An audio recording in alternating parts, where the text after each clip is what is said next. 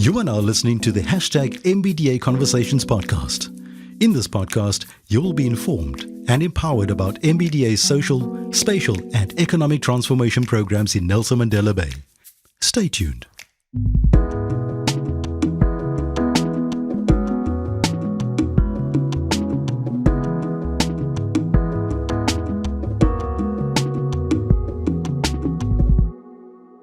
Good morning, everybody. Just to give you an indication of some statistics of the municipality, just under 2,000 square kilometers of area, 1.2 million people, about 277,000 households.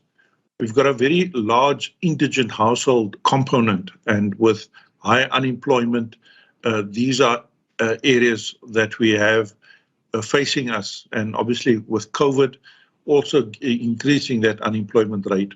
We have coverage of access to water throughout the municipality, formal areas 100%, and in informal areas access via standpipes or communal tanks. And there's a sanitation backlog that we are still looking at addressing, especially in the newly established informal settlements. And we have a staff complement of about 7,000 employees.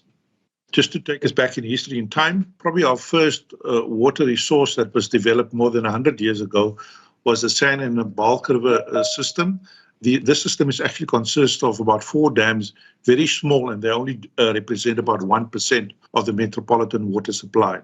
Then we have the Groendal Dam feeding the town of Kariga, previously known as Utenek, and that also with the development that is only feeding a portion of the town.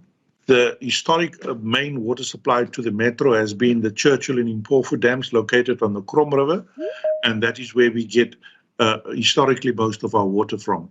The Luri system is fed from the Koga Dam into the Luri Balancing Dam, and then from there we get water as well. That Luri-Koga system we share it with the irrigators, the agricultural community, and they have about access to 75% of that water, and we have 25% of access license to the NBDA.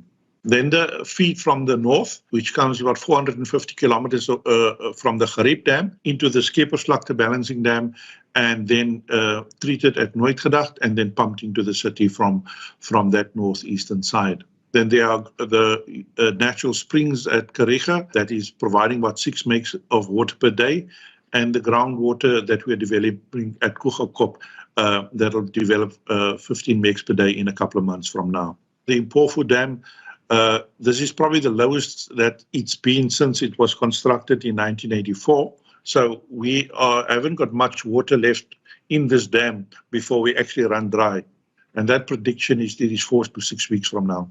The Koga and the Impofu Dam are our biggest dams, and they supply about 81% of the water. And you'll notice the smaller dams on the right there, although they're municipally owned, they are very small. They also just make up a small portion of the water. And there's the Luri Dam that is located on the Koga River as well.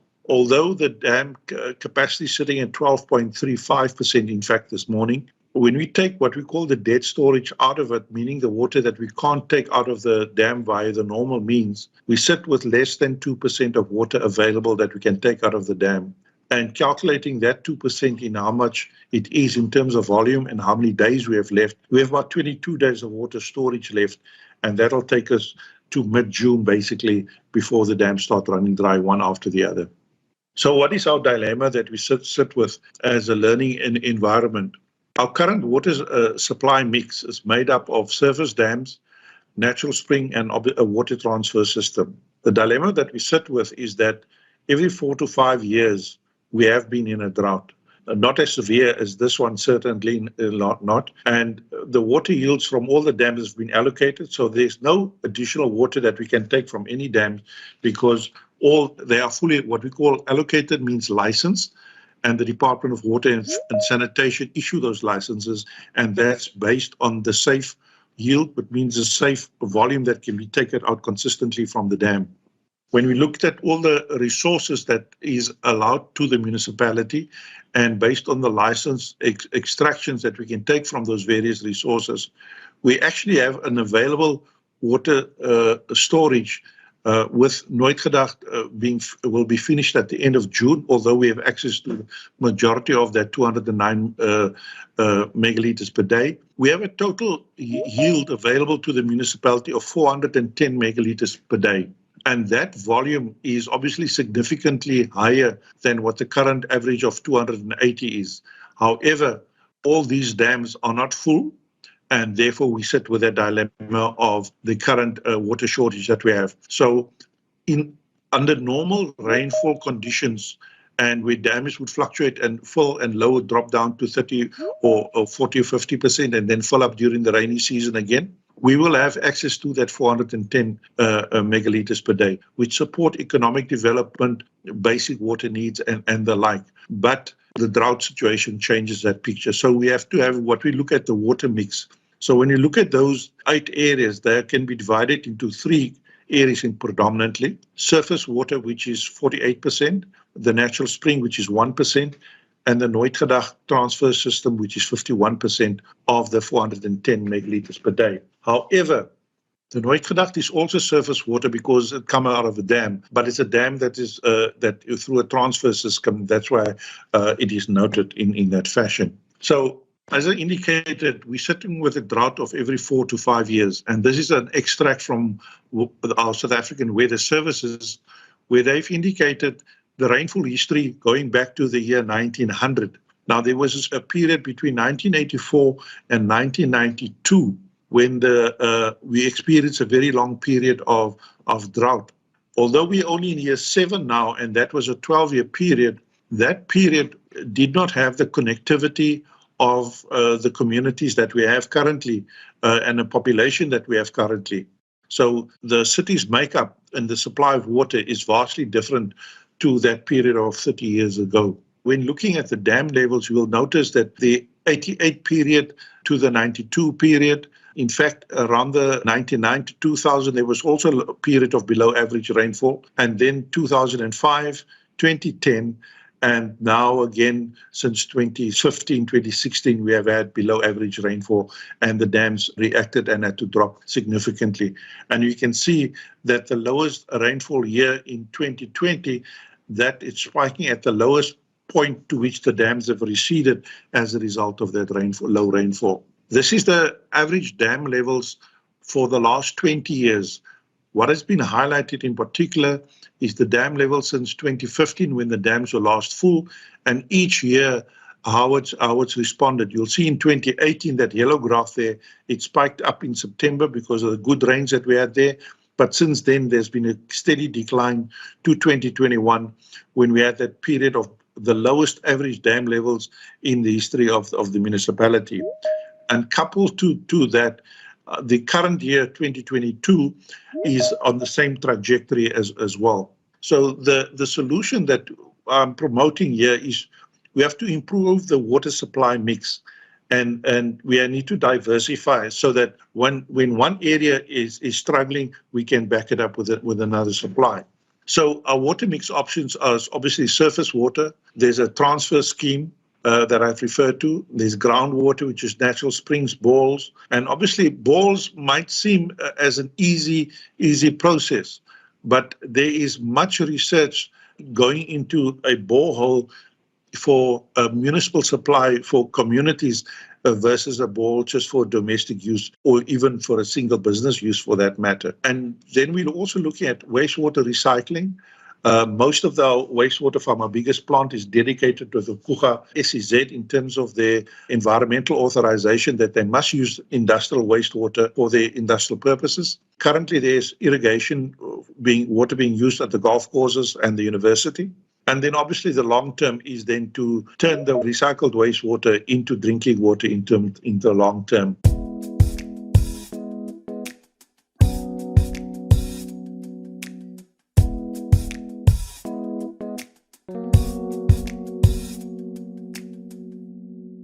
This is a subject close to our hearts, and as the MBDA, what is the agency's role? And maybe for those not in the know, if I could just take a minute to explain.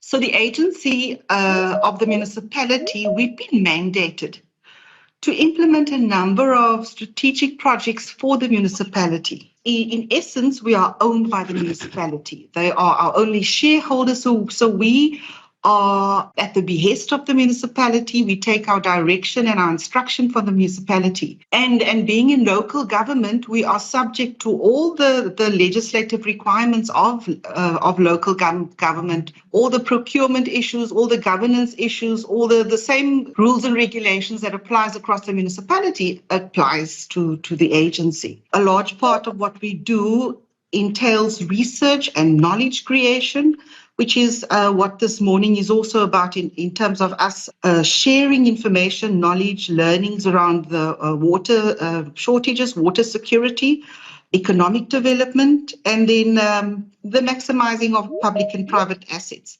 So you might ask yourself, so how does that relate to what we are doing? You know, when people talk about the agency and development, automatically it's just seen as a project management company or a building company, if you like, for capital projects. That's what we have been in the past, but that is changing over time because our communities are telling us a different story, that it's not just the brick and mortar aspects of development that has an impact. It's actually what we call the soft components, the psychosocial, the socioeconomic, the issues of gender and youth development, etc. Unless we bring those elements to the forefront of development, we actually have to ask ourselves, what are we doing? Who are we developing for? So the issues around water security is not a standalone, isolated matter. It cannot be dealt with in isolation. So as an agency, we are at the cusp of reviewing our strategic plans, our long-term plans, to review what we have been doing and specifically what we need to be doing going forward. The agency was established in 2003. That's more or less when it started. But the agency of today in 2022, it's not the same. The city has changed. The needs have changed. And by far the most pressing strategic priority for the city at the moment is the water situation. So if it is that we need to revisit our plans going forward, we need to align with what the city's priorities are. If that's what the agency must do, that is something we have to take on board seriously. So I'm not saying let's throw out all the plans that we've had or the proverbial baby with the bathwater. Sorry for the pun there. But some projects and activities that we had in mind certainly does not make sense when the overriding issue is water. Water is life. No matter what we plan, what we want to do, if there's no water, it just doesn't make sense. The crisis is also not a short-lived one. It is not like we will have good rains tomorrow and then the situation will return to normal. We've really been in this drought to varying degrees since 2015. It is going to be our lives in the short, the medium, and the long term. During the pandemic, we all spoke about the new normal, but we are starting to see the light at the end of the tunnel with some sort of semblance of returning to normal life, post-COVID. But that is just 2 years into a pandemic. But if you look at the water crisis, it is actually a far worse situation. So the new normal approach would certainly have to be considered in relation to us being a water scarce region. We have to start living and planning for water shortages and for drought conditions going forward. The realities of climate change is undeniable, and our responses need to address the oscillations of the extremes. The greatest threat to the city around water is actually the health perspective, the humanitarian perspective, the environmental perspective, and of course the economy. Just think about industries, education, schools, tourism. It is difficult not to get into a dark, downward spiral about the effects this crisis will have on our communities.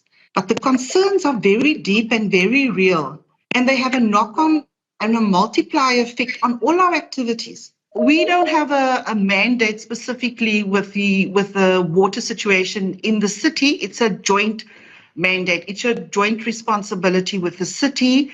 We are availing our staff and our expertise, our experience to put shoulder to the wheel around the issues of water management. It is going to be everybody's responsibility. We all have to play our part. In today's webinar, in co-hosting this session, we want to take part in the spirit of saying, let's bring understanding, let's bring awareness, let's plan better, let's integrate our plans. This is going to need an all hands on deck approach. So let us avail ourselves to be part of the solution. We're looking at desalinated seawater as an add-on in the future. And I believe that as a country, we have to look at desalination of seawater substantially different, especially in light of our climate change challenges, especially in light of regular droughts that we actually have here.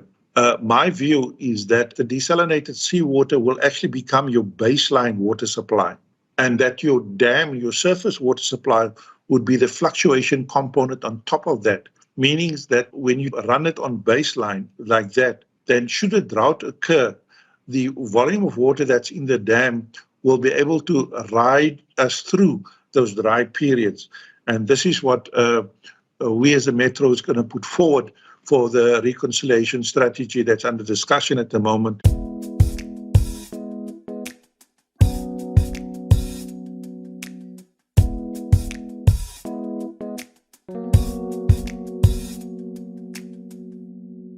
Look, one of the gap I find is that, Port Elizabeth, the user consumption is not reflecting the kind of stress the system is under.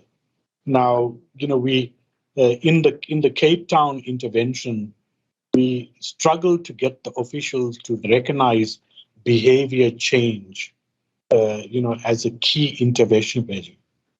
It came on very, very late. There was too many technical interventions, people thinking that technology can solve all the aspects. And the behavioral elements came to the savior of Cape Town towards the end when it was reaching those kind of peaks. So, we've developed, some very new tools around, behavioral nudges, etc., that I feel, that the city can start using and incorporating, that, it positions itself to deal with the current crisis, but also starts planning to deal with the future operational issues around the kind of large drawdowns you're getting from the system that is not designed, to absorb those large drawdowns because of the changes in population dynamics and those kind of things. So, we have the reports.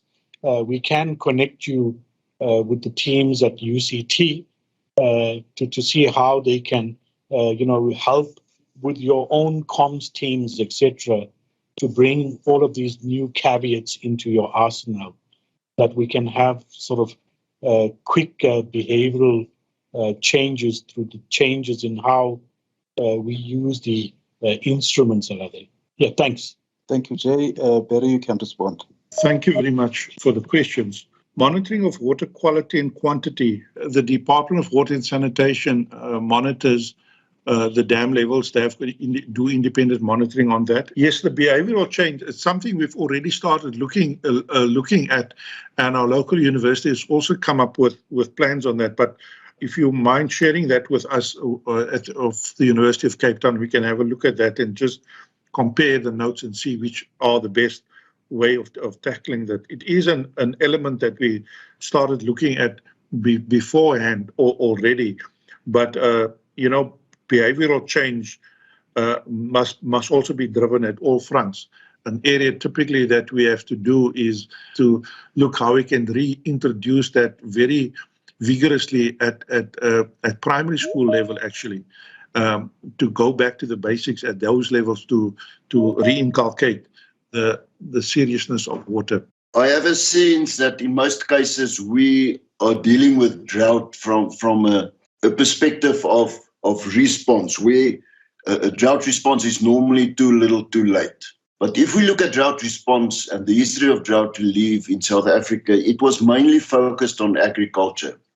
Already in the early 1920s, there was a report out where farmers agree and government agree that, for example, providing of feed and fodder during droughts is a very inefficient way to do drought response and to assist farmers. Yet we are still doing it today, 80, 100, and 100 years later. So for the past 10, 20 years, we start focusing on urban droughts. We think of the nearly day zero in Cape Town. Nelson Mandela Bay is now close to a day zero. And we need to learn the lessons from the past. So we need to acknowledge that we are in a water-constrained economy. The previous speakers already mentioned that. And I fully support, I think Chris mentioned it a number of times, that we cannot blame the current problems with drought on climate change. Because we have population growth, we have economic development, and we cannot develop, and population cannot settle in places where we are water constrained. So we need to acknowledge that. We need to be better prepared. So some of the things that we need to do is to have better drought risk assessments that include scenario planning and cost-benefit analysis. That will help us to be prepared better. It will assist with timely action. Obviously, timely action will depend on proper early warning and monitoring, and then also implementation of contingency plans. So this is one of the aspects of resilience building that I want to talk about. We all know that we live in a climate profile where we have normal precipitation or normal demand-supply conditions for water, but on the one extreme we have floods, and on the other extreme we have droughts. So during the normal times, we should do our preparedness planning, make timely operational decisions, and implement mitigation planning and be prepared for the extreme events. So what we recommend is that we need to have a proper drought classification system where we can monitor at least each of the quaternary catchments in the country, but then also for urban areas where we depend on water, either surface water or groundwater, where we do the whole water catchment area, where we focus and classify the whole water catchment area according to a specific drought classification. We are facing also with artificial droughts, and those artificial droughts or man-made droughts are taking place whether we have during a drought or during flooding times. And that is, it was mentioned earlier that our water loss at municipalities is more than 40%. So that type of droughts is man-made, and we can do something about it. When we look at drought categories and classification of droughts, already in 2017, under the leadership of the Department of Agriculture, we developed a drought indicator thresholds for different categories of drought, from a D0 to a D4 drought. It was submitted at that stage also to the National Drought Coordinating Committee. It was accepted, but I'm not so sure it is really implemented. It would be nice today if we can go to a map of South Africa and see which of the towns, which of the municipalities are in a D4. I suppose Nelson Mandela Bay is definitely in a D4 situation, but that's not the situation in the whole of the country. So if we can accept national advice, such a drought classification system for agriculture, obviously for each of the quaternary catchments, and then for urban areas for the water catchment areas. We also propose a drought monitoring system where the National Disaster Management Center will play a key role, where all the drought data from Department of Water Affairs, from Agriculture, the ARC, the CSIR, and all that data are captured centrally. Drought is monitoring on a 24/7 basis, and on a weekly basis, the drought situation in the whole country is updated. So if we look at potential drought indicators, obviously drought indicators, we cannot use a single indicator, and different indicators are suitable for different conditions. For example, in urban areas, we can look at the water stress index, water demand supply ratios, dam levels, the Z-score for surface water supply. Actually, the SPI, the way that we calculate the SPI can be applied for surface water supply, for stream flow, as well as dam levels, meteorological indicators, and then percentage of water losses. So these are just a number of indicators that we can use. But we need to develop thresholds for the different indicators. As we develop, and as an urban area, municipality, or a certain catchment, develop from a D0 to a D1, we need to implement certain drought contingency plans. What has happened currently is that we wait until we are at a D3 situation, then we are already close to crisis mode, already in a crisis mode. We wait for declaration of a national or provincial or a local state of drought disaster, and then we start implementing our contingency plans. It is already too late. We need to start implementing our contingency plans at the D0 drought, and as the drought progresses, we need to improve and implement more measures. And then also after the drought, we need to implement drought recovery plans, because the drought doesn't stop when we receive our first rains. So this is just one of the, I think, the measures we need to put in place alongside many other measures that were mentioned by other speakers this morning to be better prepared for drought. Good morning, everyone. So obviously what we already know is that compared to the other options, whether we're talking water reuse, we're talking groundwater, or your surface water, desalination is expensive. But obviously, like Barry Martin has said, desalination has to be looked at the context of, are we talking about a coastal municipality? Because, I mean, if it's a coastal municipality where really the cost of transferring water from one scheme to the next is impossible, then desalination becomes a viable option to address that localized water scarcity. But obviously subject to the economics, if the economics make sense, and also the availability of the raw water in the case of water reuse. I've already spoken about the importance of technology demonstration prior to full-scale implementation, because that is a test run of your process to see if your process will give you the intended water quality. And then what we've learned quite recently is the importance of an advisory panel. In other parts of the world, the cost of desalination is indeed coming down because of the maturity of that market there. Obviously, I must put that out there, because obviously that maturity of the market, that comes with maturity of implementation in terms of capacity and skills to implement such plans. And so you can see, if I convert these prices to the South African rand, using a 15 rand to $1 rate, you can see that their O&M costs for that plant there along in the Mediterranean Sea, they range around 5 rand 23, and the cost of water production around 9 rand 57. So it is very important that I think in South Africa also we start towards building the capacity and the skills that we need for implementing such projects. And for some ideas on how to build the capacity, so I've spoke about an advisory panel as one of the things that we have learned. So we have seen the value of that. So the City of Cape Town is going that route, and they are planning to appoint an independent expert panel, and we are working with them. So the role of the panel is to provide that oversight, to give that expert advice and opinion on each and every decision or stages of the project.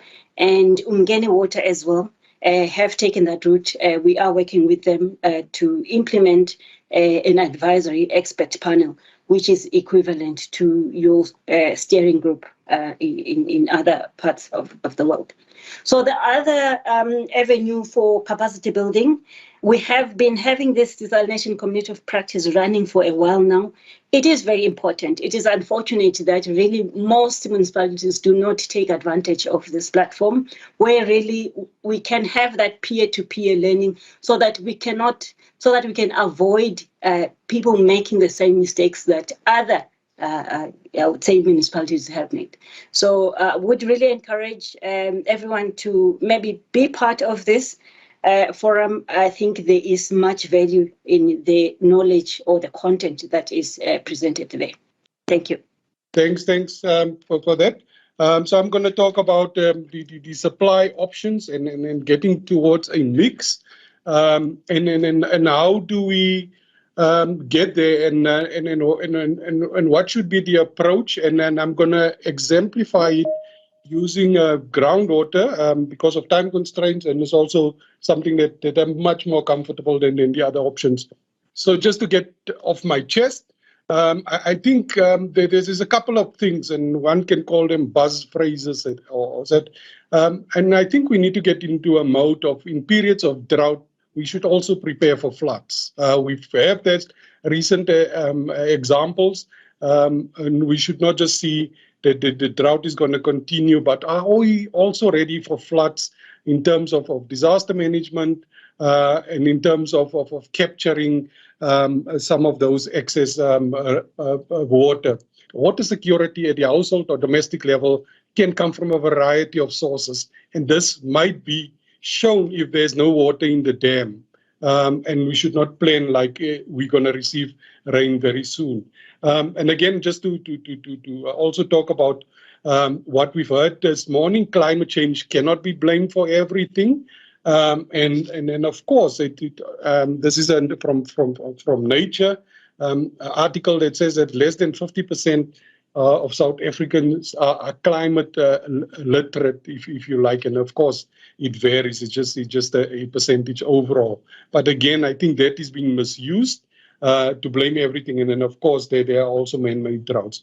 So part of the focus of what we are saying is that we should diversify our supply mix. We need to get to a point where we have a lot of resources, whether they are small, whether they are large, etc., and then apply them at various scales, because domestic, for example, as domestic water security can come from rainwater harvesting. It can come from localized boreholes or wellfield schemes, etc. And again, we have a variety of options at different scales, and of course, if it's not raining, you can't use some of them. But in some cases, if you have water, we've heard about recirculating that water and reusing it, developing new sources of water, etc. But of course, part of the focus of today's discussion as well is how do we improve our predictions and that of our hydrological responses? How do we better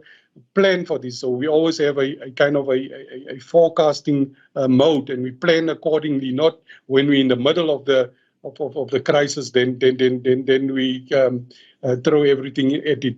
But of course, we've also heard that needs to be coupled with other issues: water-sensitive design, water-wise use and behaviors, efficiency, optimization, good land use planning, etc. And a combination of these get to us where we want. But of course, when you're in emergency mode, you just want to get more supply into the system, but you also need to understand how that more supply is being used on the other side, and also manage those type of things. So, and again, in water supply sources, and then again, I use it from a city to a household that's not connected, because if you're thinking bulk, it means it goes into a bulk system, and we assume that these systems are connected to all households, and of course we know that is not the case, and more so for the Eastern Cape. But so what are our options? What are people already using? And should our focus only be this bulk surface water and bulk groundwater and bulk desal, etc.? Because clearly from this sketch, it does not reach everyone. So how do we get people water secure, etc.? And of course, if you Google any, or if you go to search.wrc.org.za and you put any of those in there, you will get some work on that. And again, so I'm going to now focus on groundwater and see how have we developed it, use examples, and what are the issues and what do we need to fix.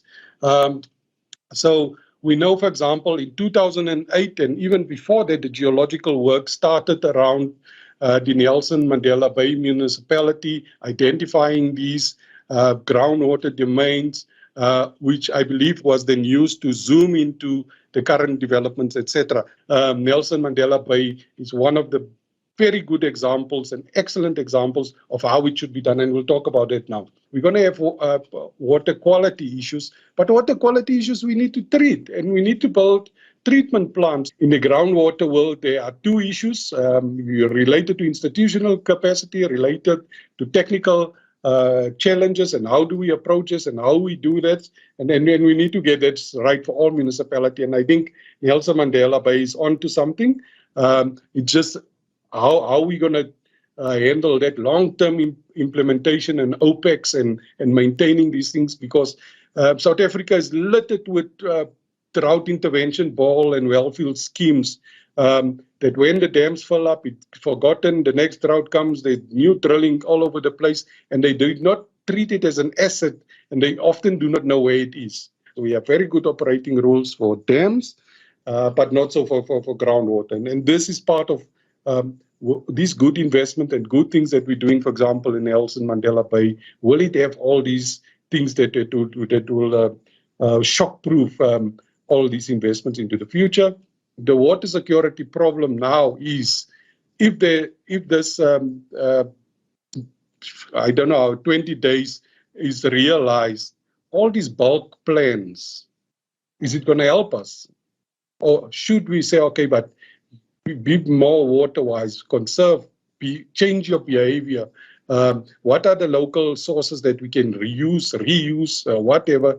And are there those technologies that's not in this bulk, big capex, millions, billions numbers, but things that we can say. And then we have had very good examples in Limpopo. And again, we need to get on top of this real time. What is happening, and then glad to see, for example, we're using sensors, etc. So again, getting in that conjunctive use, but we're not saying use one over the other, but use it as together and so forth. Good afternoon. My question of concern is, what are we going to do with the people that does not pay their rates and tax, that is still wasting water? I know that we do issue fines at times if we do find them doing that. That was just a question, a concern of mine is, how are we going to deal with that situation?